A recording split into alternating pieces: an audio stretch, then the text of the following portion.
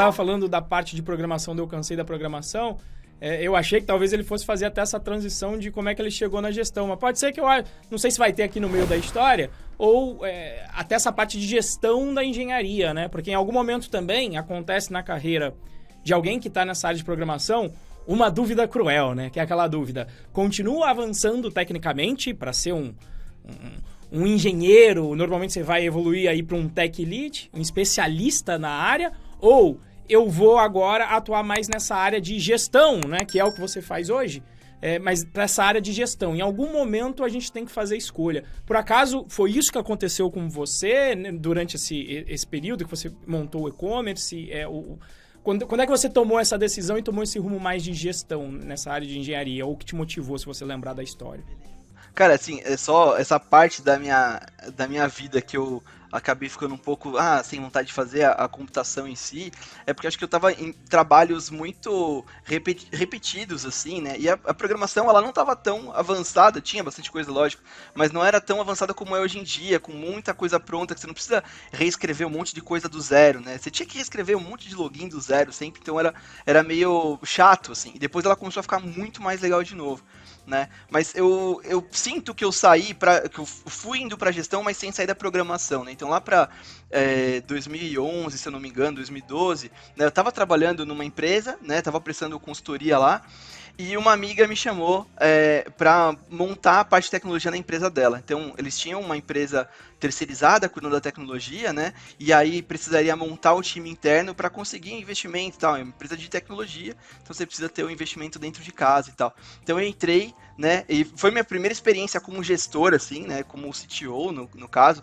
mas de uma startup bem pequena, né? Então eu montei o time, contratei algumas pessoas, e aí foi uma experiência muito mão na massa, né? Eu fiz ali o back-end, então eu comecei eu mesmo desenvolvendo o back-end, até parte do front, depois trouxe um designer, trouxe um front-end, aí trouxe mais um back-end, mas eu nunca saí 100% ali da mão na massa nesse período, né? Eu fui parar de codar mesmo, assim, não consigo mais codar, porque agora eu preciso só gerenciar, tem muita gente, quando eu tava com aproximadamente umas 15 pessoas, talvez um pouco menos, entre 10 e 15 pessoas, eu acho, já na minha segunda startup, que eu tava como CTO também.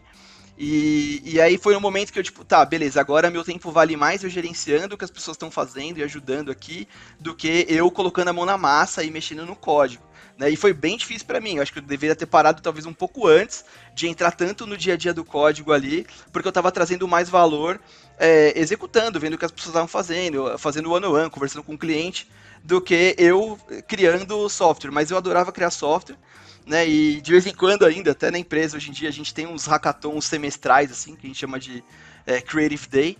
E nesses dias são os dias que eu codo mesmo, que eu entro lá, não, deixa eu escolher um time aqui, eu vou codar, não, aqui, não quero saber, não vou falar com ninguém, eu vou codar, sabe? Então eu gosto de codar e de vez em quando eu faço alguma coisa que eu não deveria também, né? Tem algum cliente que precisa de alguma coisa e tal, e aí eu falo, tá, beleza, não vou delegar pra ninguém, isso aqui eu vou fazer. E eu vou lá e faço. Você sai da programação, mas a programação nunca sai de você, né? E eu acho que esse sentimento, passei por algo parecido, é um sentimento difícil porque você está acostumado a o quê, né? Medir sua produtividade em produção de código. E aí, de repente, você não consegue codar mais porque você tem que dar atenção para as outras pessoas, para desenvolver as outras pessoas, para ajudar quem está chegando na empresa. E entender que a tua produtividade não é mais código, e sim, você tem que ser medido pela produtividade do time. Quando você não sei, pelo que eu entendi, você, como eu, não estava preparado, foi um tipo, aconteceu a gestão na sua vida. Quando acontece essa gestão na sua vida, pelo menos para mim foi uns 6 meses até eu falar, não, peraí, realmente meu trabalho é esse agora, de fazer, de tomar conta do time para ele produzir e ajudá-lo nisso. Se der tempo de codar, beleza, mas se não der, não é a minha atividade fim mais. Foi exatamente isso, acho que foi essa sensação, assim, né, eu acho que é muito o papel de um desenvolvedor sênior também, né, que às vezes a gente espera que um desenvolvedor sênior, ele vai chegar e vai resolver todos os problemas, e isso é uma expectativa que, na minha visão, é um pouco errada, né, tipo, tudo bem, o desenvolvedor sênior pode resolver muitos problemas sozinho ali, ir lá, pôr a mão na massa e tal, acho que em vários momentos você precisa disso, mas se você tiver outras pessoas ali mais júnior com ele trabalhando, o trabalho dele acaba sendo tutorar, mentorar aquelas pessoas para elas se desenvolverem também, né, porque eu acho que ele tem muita alavanca alavanca olhando o PR, ele tem muita alavanca discutindo arquitetura, né, criando as coisas mais complexas ali, do que ele indo e, beleza, deixa eu fazer um endpoint aqui, e às vezes, pô, é um endpoint super simples, uma outra pessoa consegue fazer, né? Então, eu concordo muito com essa visão. Eu vi o Akita falando uma vez, eu já tinha ouvido esse termo em algum lugar, ele inclusive fala no vídeo que não foi ele que cunhou o termo, que é o Dev 10X, né? Que é você conseguir fazer uma equipe de X pessoas trabalhar, que você conseguir fazer 10 desenvolvedores produzirem bem, tipo, pegar 10 júniors e fazer eles entregarem como pleno, por exemplo, né?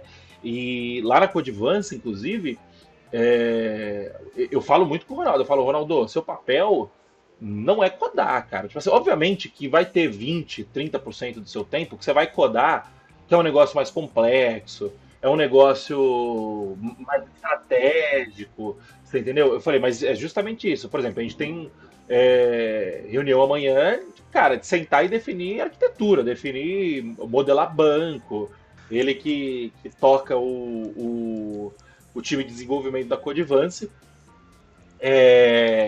um programador experiente já há mais de 10 anos. Não sei se a gente entrevistou ele aqui, precisa trazer ele aqui também. A gente já entrevistou, acho que há muito tempo atrás. Então, e eu falo pra ele, eu falo, cara, o nosso papel agora como sênior, né, por mais que eu não esteja mais no dia a dia do código hoje em dia, eu me considero um programador sênior, o Renzo, um programador sênior também, é ficar discutindo arquitetura, ficar discutindo esse tipo de coisa e, cara, dar suporte pro programador júnior, entendeu? Porque o programador júnior, ele tem que... Ele precisa passar, ele precisa tarimbar, né? Ele precisa cascorar, como diria um carioca, né? Ele precisa criar casca de, cara, ficar naquele erro que você bate o olho, você sabe o que é, mas sabe que o cara vai ficar 2, 3 horas ali porque ele não tá entendendo e ele precisa passar por isso porque ele precisa de hora de voo, né? O que diferencia um programador júnior pleno de um programador sênior é a experiência. Não tem, e você só adquire experiência deixando o tempo passar, né? E trabalhando nesse tempo que está passando, né? Você acha que esse é o papel do sênior hoje? E é mais ou menos o papel que você faz ou não? Você já está alguma coisa mais acima? Cara, eu acho que o papel do sênior tem muito isso de mentor. É lógico que depende muito do momento, da empresa, do desafio. Eu acho que tem desafios tecnicamente super difíceis, vão exigir que o desenvolvedor sênior entre de cabeça ali, ele code, faça muita coisa. E eu acho que desafios menos complexos, ele consegue mais fazer o nudge ali da pessoa para ela ir fazendo junto com ele, junto com o time e tal, e desenvolvendo e aprendendo, né?